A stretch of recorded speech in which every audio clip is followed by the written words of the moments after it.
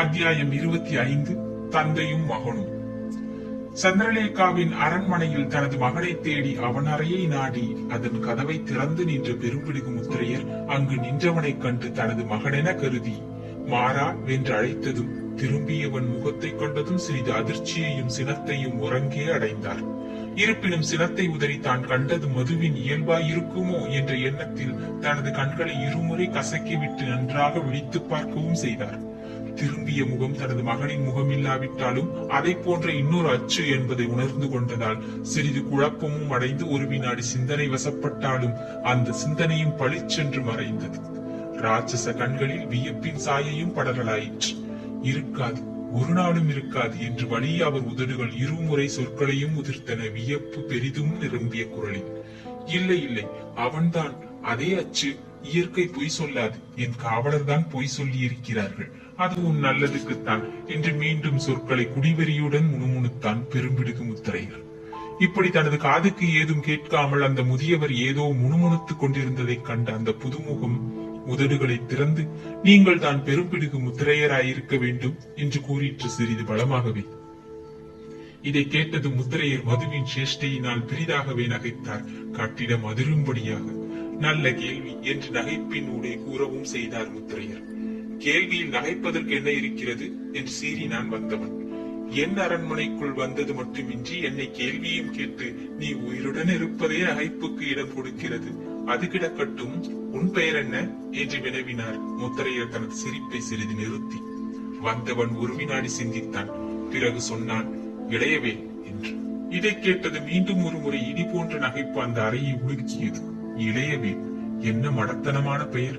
உனக்கும் வேளிர் குலத்தாருக்கும் என்ன உறவு இருக்க முடியும் என்று நகைப்புடன் கேட்ட பெரும்பிடுகர் உதடுகளில் சட்டென்று நகைப்பு உறைந்தது. அவன் பெரிய வலதுகை சுவரில் இருந்து பெண்ணின் சித்திரத்தை சுட்டி காட்டியது. அவளை உனக்கு தெரியுமா என்று கேட்டது இரும்பு குரல். தெரியாது. இளையவேலின் குரலிலும் இரும்பு சாயை தெரிந்தது. தெரியாவிட்டால் ஏன் அதை பார்த்து கொண்டு நிற்கிறாய்? பெரும்பிடுகர் கேள்வியில் கொடுமை இருந்தது. தெரியாது. என்ன தெரியாது? காரணம் தெரியாது. நான் காரணம் சொல்கிறேன். அவள் உனது தாயார் என்றார் பெரும்பிடுகர். இளையவேலின் முகத்தில் விளைந்த சந்தேகத்தை கண்டு, சந்தேகம் வேண்டாம், அவள் உன் தாயார் தான். அதை எரியாமலேயே ரத்த பாசம் நீ அந்த சித்திரத்தை பார்த்து சிந்திக்கவும் வைத்திருக்கிறது. எனது மகனின் முட்டாள்தனங்களில் இதுவும் ஒன்று என்று கூறினார். இளையவேல் மீண்டும் ஒரு முறை திரும்பி அந்த ஓவியத்தை கண்டான். பெரும்பிடுகர் சொல்லுவது உண்மையாகத்தான் இருக்க வேண்டும் என்று அவனுக்கே தோன்றியது. மாரவேலின் சித்திரங்களை ரசிக்க முடியாத தனக்கு இந்த களவிரர் அரண்மனை கலையை எப்படி ரசிக்க முடிந்தது என்று எண்ணி பார்த்தான். அந்த அழகிய பெண்ணின் முகம், அதன் கண்கள் தன்னை ஈர்த்ததற்கு காரணம் பெரும்பிடுகன் சொன்னதாய்த்தான் இருக்க வேண்டும் என்ற தீர்மானமும் அவன் மனதில் உதயமாயிற்று.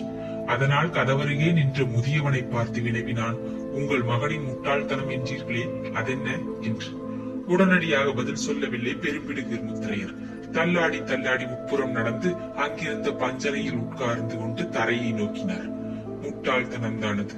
தூக்கி வந்தவர்களை களவிரர் காதல் கொள்வதில்லை, கற்பழிக்கிறார்கள் அல்லது பலவந்தமாக மணக்கிறார்கள். ஆனால் என் மகன் தூக்கி வந்தவள் மீது காதல் கொண்டான். அவள் இணங்காததால் கற்பையும் அழித்தான். இருப்பினும் அவளை இந்த அறையில் சிறை வைத்தான். அவன் காதலித்தாலும் அவள் காதலிக்கவில்லை. ஒரு நாளிரவு அவள் மறைந்தாள். இந்த அறை சாளரத்தின் நடுக்கட்டையில் சீலைகளை பிணைத்து கீழே தொங்கவிட்டு இறங்கி நடந்து விட்டாள். அப்பொழுது என் மகன் முழு குடியில் இருந்ததால் மயங்கி கிடந்தான். இப்படி தப்பிச் சென்றவளை யாரும் தடுக்கவில்லை. என் மகனின் காதலி என்ற காரணத்தால் அவள் உத்தரவுப்படி காவலர் புறவியும் கொடுத்தார்கள்.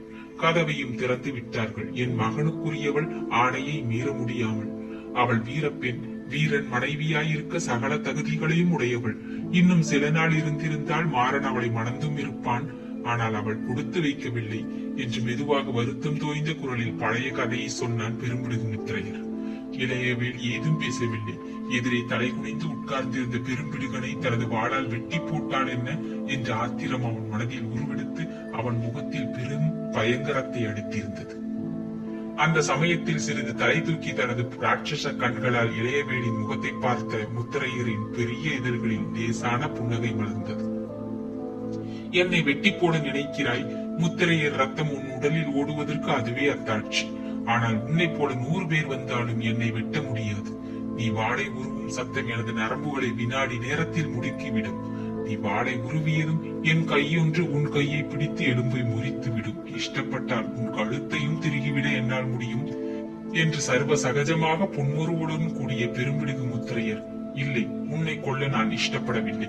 நீ இந்த சந்திரலேகாவையும் தஞ்சையையும் சுற்றுப்புறத்தையும் ஒரு நாள் ஆள வேண்டியவன் என்று கூறினார். மேலும் கதையை தொடர்ந்தார். அவள் ஓடிப்போன பின்பு மாறன், உன் தந்தை பைத்தியம் பிடித்தவன் போல ஆனான். அவளுக்கு புரவி கொடுத்த 2 காவலரையும் வெட்டவும் முயன்றான். நான் தடுத்திருக்காவிட்டால் வெட்டியும் இருப்பான். பிறகு பல தின்னங்கள் இந்த அறையிலேயே உட்கார்ந்திருந்தான் பித்தனை போல.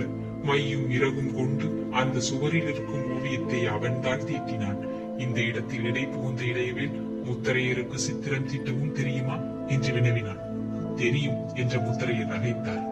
பெரிய வீரர்களாக தமிழகத்தில் நுழைந்த களபிரர் முத்திரைகளாகி தமிழர் சகவாசத்தால் இந்த சோம்பேறி கலையை கற்றுக்கொண்டார்கள். அதனால் வீர பயிற்சிகளை இழந்தார்கள். என் மகனும் இந்த பைத்தியக்கார கலையை கற்றுக்கொண்டான். ஒரு ஓவியனை சிறைப்பிடித்து வந்து இந்த அரண்மனையிலேயே கற்றுக்கொண்டான். அதன் பயன் இந்த சித்திரம். நினைப்பிலிருந்தே இதை எழுதினான். ஆனால் எந்த மாறுதலும் இல்லை. உன் தாயின் அழகு முழுவதும் இதில் வடிக்கப்பட்டிருக்கிறது என்றும் சொன்னார். அடுத்து இளையவேளை கேள்வி கேட்க விடாமல் தொடர்ந்து பேசினார் பெரும்பிடுகர். அவள் மீதிருந்த காதல் என்ன முட்டாள்தனமான பெயர்! என் மகனுக்கு மாறவில்லை. அவளை திரும்பவும் தூக்கி வர முயன்றான். முதல் தாக்குதலுக்கு பிறகு விஜயாலயன் உறையூரின் படையை பெரிதும் வலுப்படுத்தி விட்டதால் அது முடியவில்லை. பிறகு அந்த பெண்ணுக்கு ஒரு குழந்தை பிறந்ததாகவும் அவள் இறந்து விட்டதாகவும் செய்தி கிடைத்தது. என்ன குழந்தை என்று திட்டமாக தெரியாவிட்டாலும் அதையாவது கொண்டு வர துடித்தான் மாறன். எதிரி நாட்டுக்குள் மீண்டும் நுழைவது விவேகமில்லை என நான் தான் தடுத்தேன். பிறகு மாறன் ஒரு நிலையில் இல்லை, வெறியனாக மாறினான். பல இடங்களை என் உத்தரவின்றி கொள்ளையடித்தான்.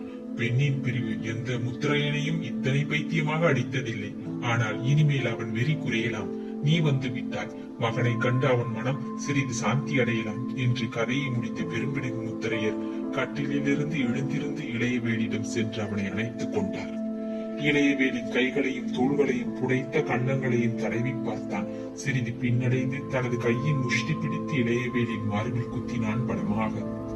இளையவேல் அந்த குத்தை லட்சியம் செய்யாததை கண்டு பெரும்பிடுகர் முகத்தில் திருப்தி நிலவியது. நான் முன்பு சொன்னது தவறு. நீ 100க்கு 100 களபிரர் முத்திரையர் தான் என்று பாராட்டவும் செய்தான். திருப்தி குரலிலும் ஒலிக்க. இளையவேல் பெரும் பிரமையில் இருந்தான். தன் வாழ்க்கை சரிதத்தை அவன் ஓரளவு உணர்ந்திருந்தாலும் அதன் முழு விவரம், முழு சோக நிலவரங்கள் பெரும்பிடுகு முத்திரையன் சொன்ன பிறகுதான் அவனுக்கு வெட்ட வெளிச்சமாயிற்று. ஒரு முறை திரும்பி தன் தாயின் உருவத்தை பார்த்தான். மீண்டும் பெரும்பிடுகனை பார்த்தான். அவன் முகத்தில் விவரிக்க இயலாத சிந்தனையும் குழப்பமும் விரிந்தது. ஏன் குழம்புகிறாய்? போதை மாறியதால் பெரும்பிடுகர் குரலில் கடுமை கடுகளவு தெரிந்தது. ஒரு குழப்பம் இருக்கிறது என்றான் இளையவேல். என்ன குழப்பம்? பெரும்பிடுகர் வினவினார் வியப்புடன். உங்கள் மகனை என் தந்தை என்பதால் விட்டு விடுவதா, எனது தாயை அழித்தவர் என்பதால் கொன்று விடுவதா என்று புரியவில்லை எனக்கு. அதனால் குழம்புகிறேன் என்றான் இளையவேல். எதிரே நின்ற பாட்டன் முகத்தில் பரிதாபம் விரிந்தது. இங்குதான் வேலி ரத்தம் வெளிப்படுகிறது. சற்று பலவீனம் தெரிகிறது உன் குணத்தில். உன் தந்தையாயிருந்தால் என்னை கொன்றுவிட்டு பிறகு குழம்புவான் என்று பரிதாபத்துடன் கூறிய பெரும்பிடுகர், தவிர குழந்தாய், உன் தந்தையை அவன் தூங்கும் போதுதான் கொல்ல முடியும்.